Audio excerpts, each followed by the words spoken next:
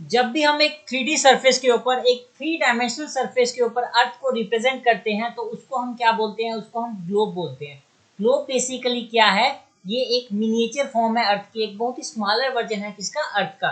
तो जैसे इस ग्लोब के आपको 2 फिक्स पॉइंट्स दिख रहे हैं, वैसे ही हमारी जो अर्थ होती है उस अर्थ के भी क्या होते हैं, 2 फिक्स पॉइंट्स होते हैं, एक जिसको हम नॉर्थ पोल बोलते हैं और दूसरा जिसको हम क्या बोलते हैं, साउथ पोल बोलते हैं। अब ये जो नॉर्थ पोल और साउथ पोल है, इन दोनों के बीच में से एक इमेजिनरी स्ट्रेट लाइन पास करती है, जिस इमेजिनरी स्ट्रेट लाइन को हम क्या बोलते हैं, हम उसको एक्सिस बोलते हैं। और हमारी जो अर्थ है वो अर्थ इसी एक्सिस के अराउंड रोटेट करती है in the direction of west to east.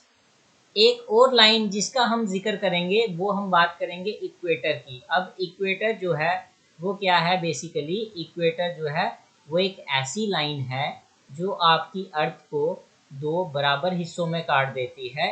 एक हिस्सा जिसको हम क्या बोलते हैं, जिसको हम नॉर्दर्न हेमिस्फेयर बोलते हैं, और एक दूसरा हिस्सा जिसको हम क्या बोलते हैं, we call it as southern hemisphere. Equator को हम क्या बोलते हैं, इक्वेटर को हम 0 डिग्री लैटिट्यूड बोलते हैं।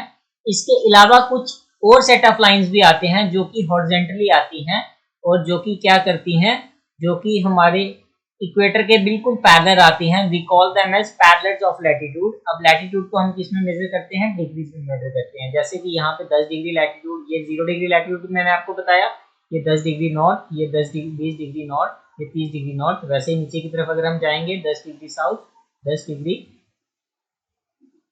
30 डिग्री साउथ। ओके।